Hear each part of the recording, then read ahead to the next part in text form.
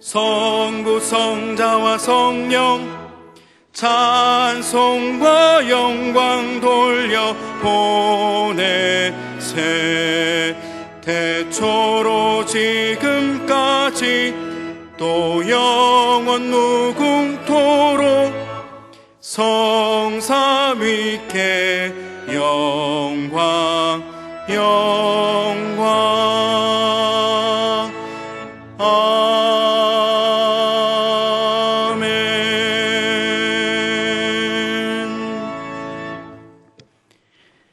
여러 나라의 족속들아, 영광과 권능을 여호와께 돌릴지어다. 여호와께 돌릴지어다. 여호와의 이름에 합당한 영광을 그에게 돌릴지어다. 제물을 들고 그 앞에 들어갈지어다. 아름답고 거룩한 것으로 여호와께 경배할지어다.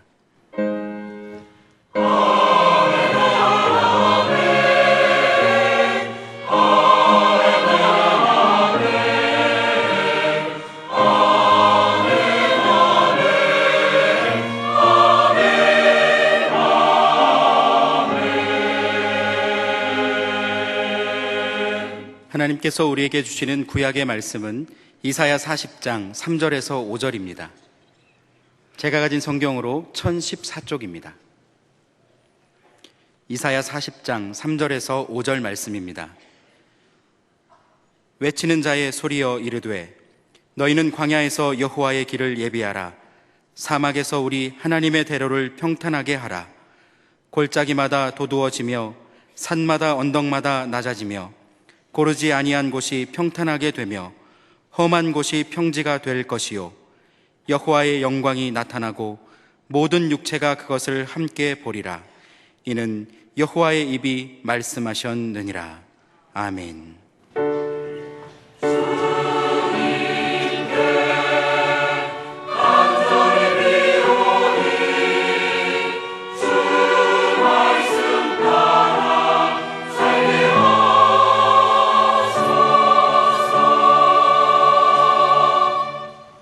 하나님께서 우리에게 주시는 신약의 말씀은 마태복음 3장 1절에서 3절입니다. 제가 가진 성경 3쪽입니다. 마태복음 3장 1절에서 3절 말씀입니다. 그때에 세례 요한이 이르러 유대 광야에서 전파하여 말하되 회개하라, 천국이 가까이 왔느니라 하였으니 그는 선지자 이사야를 통하여 말씀하신 자라 일렀으되 광야에 외치는 자의 소리가 있어 이르되 너희는 주의 길을 준비하라. 그가 오실 길을 곧게 하라 하였느니라. 아멘. 오늘은 오래전부터 예언되어 왔고 그래서 그렇게도 고대하던 메시아 예수님이 오시기를 사모하며 기다리는 대림절 첫째 주일입니다. 오늘의 구약 본문 내용을 요약하면 먼저 광야의 길을 예비하라 하셨습니다. 길이 없는 곳에 길을 만들어 사람이 쉽게 다닐 수 있게 만드는 일은 매우 힘든 일입니다. 오늘날과 같이 장비가 우수한 시대가 아니었습니다. 많은 사람이 동원되어야 하고 시간이 걸리고 수고가 따라야 합니다. 그런데 메시아를 맞이하기 위해서는 이 일을 해야 하고 그리고 광야뿐만 아니라 사막에서 대로를 평탄하게 하라 하셨습니다. 사막에는 길이 있어도 모래바람이 한번 불면 그 길이 파묻혀버리고 새로운 모래산이 생기기도 하고 그 새로운 생겼던 모래산이 없어지기도 하고 그렇습니다. 저기 아메리카에 가면 판아메리칸 하이웨이라고 있어요. 지구상에서 가장 남쪽에 있는 도시가 칠레의 punta arenas라는 도시인데 거기에서부터 칠레를 쭉 거쳐서 페루를 지나서 남미 끝으로 해서 중앙아메리카, 멕시코, 미국, 서부를 지나서 카나다, 그리고 알래스카 앵카레지 가는 어마어마하게 긴 길이에요. 그 중에 페루에 있는 그 길을 가봤는데 가다가 차가 쭉 서 있어요. 왜? 길이 막혔으니까. 왜 막혔냐 했더니 모래바람이 불어서 모래로 길이 덮여버렸어요. 그러니까 그 모래를 다 치워야 통행이 되는 겁니다. 그런데 그런 일은 1년에도 몇 번이 있는지 몰라요. 그렇게 모래바람이라는 게 무서워요. 그 모래바람이 한번 불면 경우에 따라서는 무슨 짐승도 파묻혀 버리고 사람도 파묻혀 버리고 그러는데 거기에 길을 내라는 겁니다. 그런데 주님의 길을 예비한 사람 세례 요한은 어떻게 했습니까? 오늘의 신약 본문 2절에 회개하라 천국이 가까이 왔느니라 하였으니 했습니다. 오늘의 구약 본문 말씀에 대한 내용을 신약적으로 쉽게 해석한 것인데 예수님을 맞이하기 위한 첫걸음은 회개하는 것이었습니다. 오늘날과 달리 얼마 전까지만 하더라도 집에 귀한 손님이 오신다면 온 가족이 동원되어 얼마나 부산했습니까? 우리 집으로 들어오는 길목부터 손질하고 집 안팎을 말끔하게 청소하고 단장하고 도배하고 꽃밭까지 새로 가꾸고 음식은 물론 이부자리까지 다 새로 갖추고.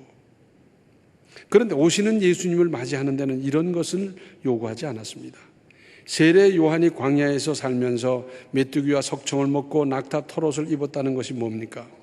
하나님이 바라시는 것은 의식주를 잘 준비하는 것이 아니라 회개를 주문한 것이었습니다.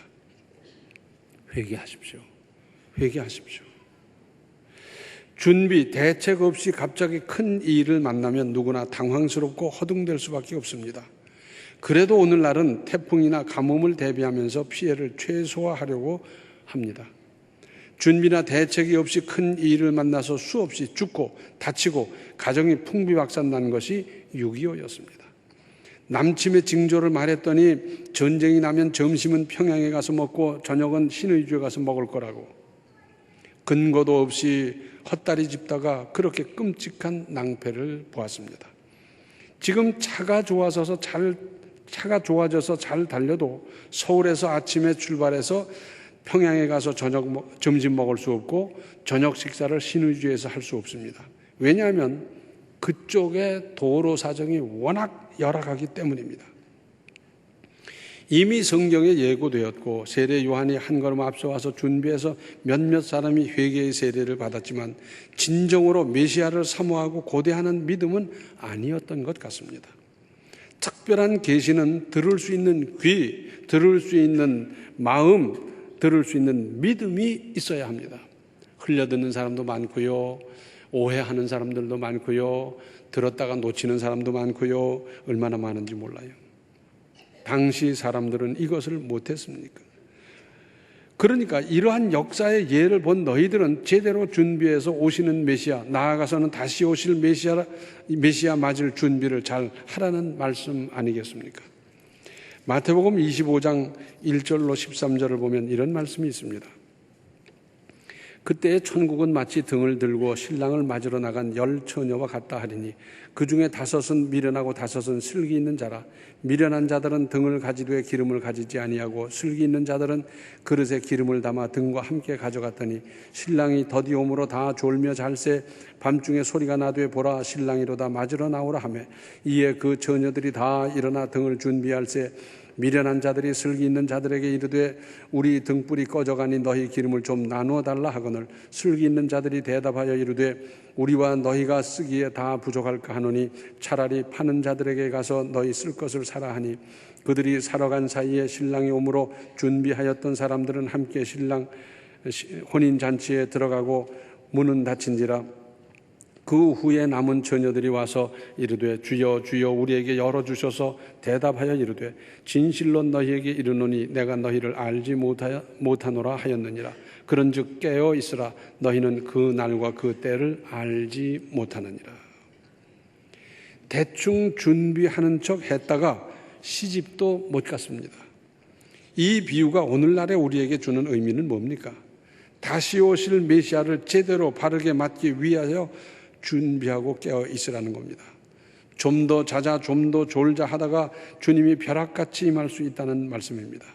어물어물 설마 괜찮겠지 하다가 졸지에 심판주로 오시는 주님을 맞으면 어떻게 하시겠습니까? 우리의 믿음은 언제나 아멘 주 예수여 오시옵소서 하는 겁니다. 아침에 오시더라도 오늘 오시더라도 내일 오시더라도 언제 오시더라도 우리는 주 맞을 준비가 돼 있어서 오실 징조만 보이면 아멘 주 예수여 오시옵소서 하는 믿음이어야 한다 하는 말씀입니다. 그리고 마태복음 22장 1절부터 14절을 보면 또 이런 말씀이 있습니다. 예수께서 다시 비유로 대답하여 이르시되 천국은 마치 자기 아들을 위하여 혼인잔치를 베푼 어떤 임금과 같으니 그 종들을 보내어 그 청한 사람들을 혼인잔치에 오라 하였더니 오기를 싫어하거늘 다시 다른 종들을 보내며 이르되 청한 사람들에게 이르기를 내가 오찬을 준비하되 나의 소와 살진 짐승을 잡고 모든 것을 갖추었으니 혼인잔치에 오소서 하라 하였더니 그들이 돌아보지도 않고 한 사람은 자기 밭으로 한 사람은 자기 사업하러 가고 그 남은 자들은 종들을 잡아 모욕하고 죽이니 임금이 노하여 군대를 보내어 그 살인한 자들을 진멸하고 그 동네를 불사르고 이에 종들에게 이르되 혼인잔치는 준비되었으나 청한 사람들은 합당하지 아니하니 네거리 길에 가서 사람을 만나는 대로 혼인잔치에 청하여 오라 한데 종들이 길에 나가 악한 자나 선한 자나 만나는 대로 모두 데려오니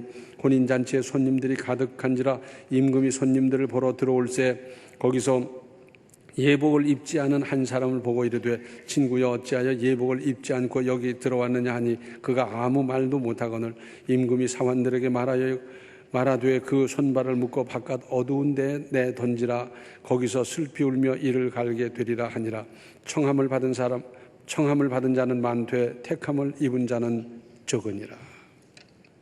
전체적으로 하나님의 택한 백성이 메시아를 거부함으로 그들이 무시했던 이방인들이 구원받게 되는 스토리입니다. 예수님이 오신 것은 1차적으로는 유대인, 이어서 세계 인류를 위해 오신 것이지만은 그 유대인이 예수님을 배척함으로 말미암아 이방인에게 복음이 더 빨리 퍼지게 됐고 그리고 이방이 구원받는 그런 스토리입니다. 당시 초청된 사람에게는 초청한 사람이 예복을 한 벌씩 주는 습관이 있었다고 합니다. 거절당한 사람은 예복을 사양했는지 아니면 어디에 꿍쳐 넣었는지 어쨌건 예복을 입지 않았어요.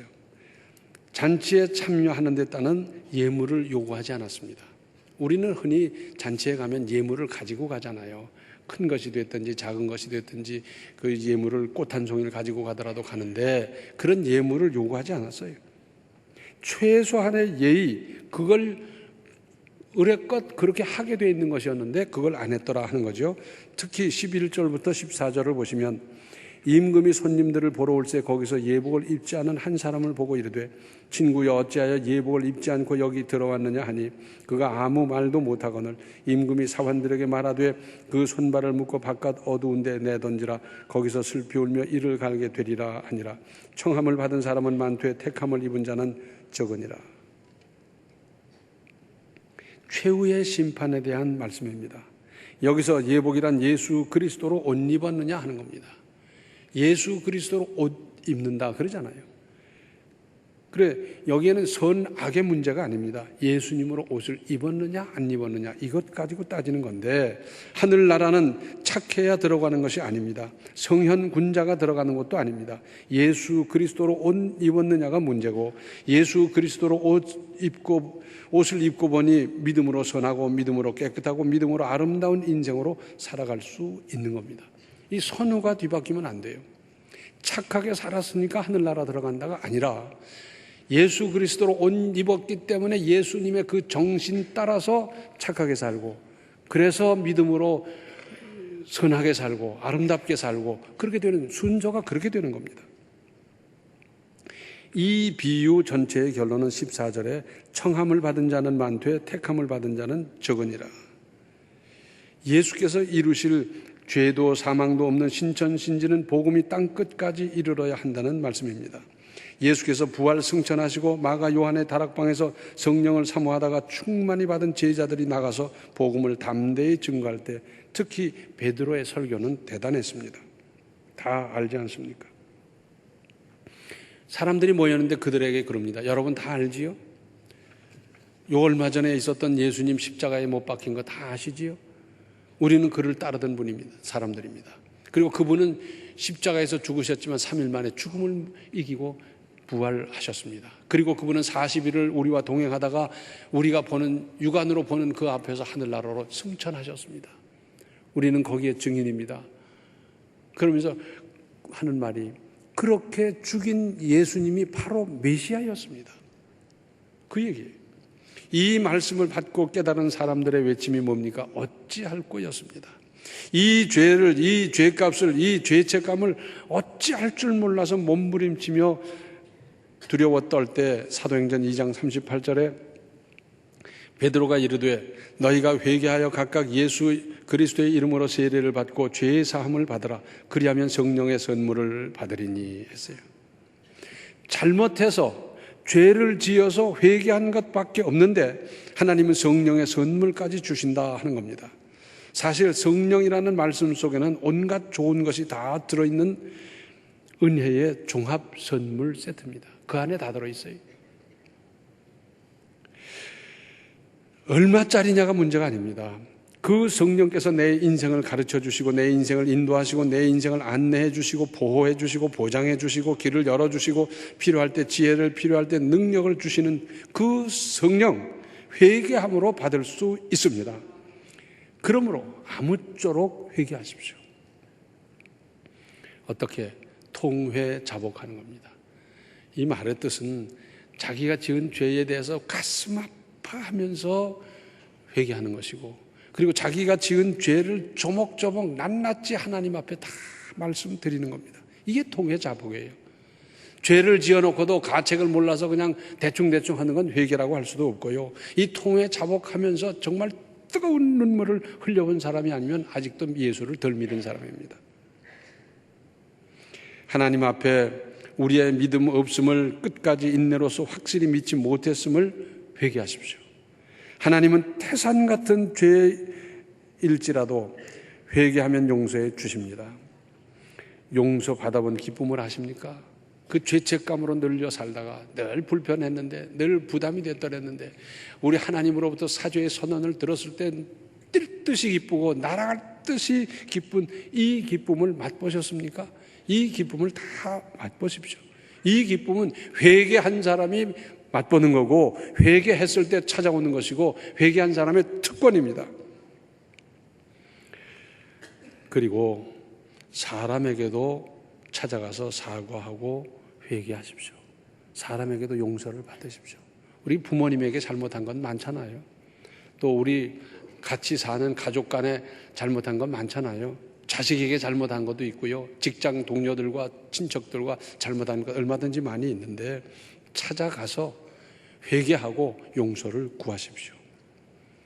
그래서 사람으로부터도 용서를 받아야지. 이걸 받지 못하다 보니까 서로 만나기가 싫어지고요. 사람을 피하게 되고요. 불편하고요. 껄떡지근하고요. 어느 자리에 가기가 싫어지고 얼마나 불편해요. 사람에게도 다 회개하고 사과하고 용서 받으십시오. 그리고 나서 오시는 예수님을 떳떳이 맞이하는 기쁨이 충만한 이번 성탄이 되시기를 바랍니다. 기도하시겠습니다. 은혜로우신 아버지 하나님, 저희들에게 회개의 영으로 충만하게 부어 주시옵소서. 죄를 죄로 알지도 못하면서 사망을 향해 쫓아가던 저희들을 구원하셨는데 이제는 죄를 죄로 알아 주님 앞에 뜨거운 마음으로 뜨거운 눈물로 회개할 수 있도록 회개의 영을 부어 주시옵시고, 회개함으로 주님께서 선언하시는 그 선포, 사죄의 선포를 들으면서 기뻐 뛰며 또 성령을 선물로 주시는 그 은혜가 어떤 것인지 참으로 일마다 때마다 체험하며 성령으로 충만한 인생을 살아갈 수 있도록 저희를 도와주시고 역사하여 주시옵소서. 예수님의 이름 받들어 간절히 기도하옵나이다. 아멘.